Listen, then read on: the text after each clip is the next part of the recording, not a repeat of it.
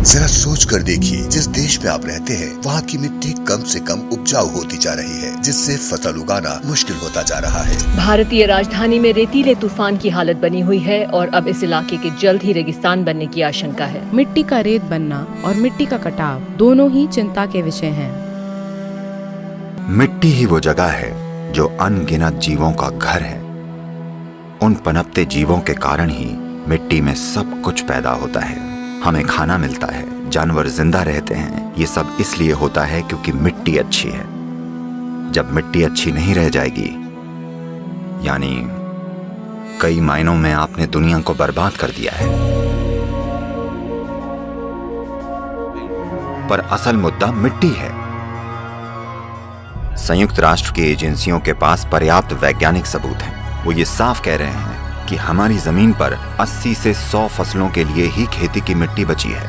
यानी हमारी खेती करने के लायक जमीन 45 से 60 सालों तक ही बचेगी। वो इसे मिट्टी का विनाश या अंत कह रहे हैं। आपने डायनासोर या डोडो के विनाश के बारे में सुना होगा, पर अब हम मिट्टी के विनाश की बातें कर रहे हैं। असली समस्या मिट्टी का गायब होना है, क्योंकि पिछले 30 सालों में 80% बायोमास कीड़े धरती से गायब हो गए हैं। 80%। ये आत्महत्या है। तो 45 या 50 साल के बाद धरती पर भोजन का गंभीर संकट होगा। ये होना ही है। जब भोजन का संकट आएगा तो जिसके पास सबसे बड़ी बंदूकें होंगी वो आकर भोजन ले जाएगा।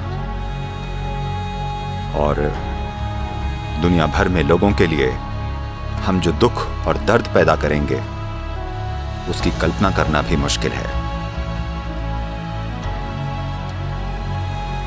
यह मत सोचिएगा कि सिर्फ गरीब मरेंगे, वो अमीरों को मारेंगे और अमीर मरेंगे। तो मैं चिंता पैदा करने की कोशिश नहीं कर रहा हूं। दुनिया के मुख्य वैज्ञानिक इसकी भविष्यवाणी कर रहे हैं। तो हम इसका क्या करने वाले हैं?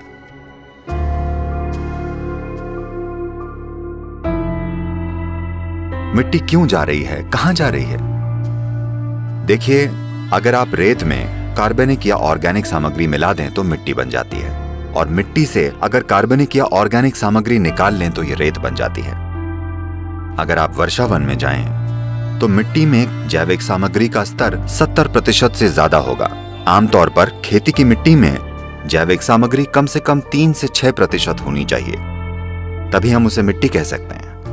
कम से कम 3%।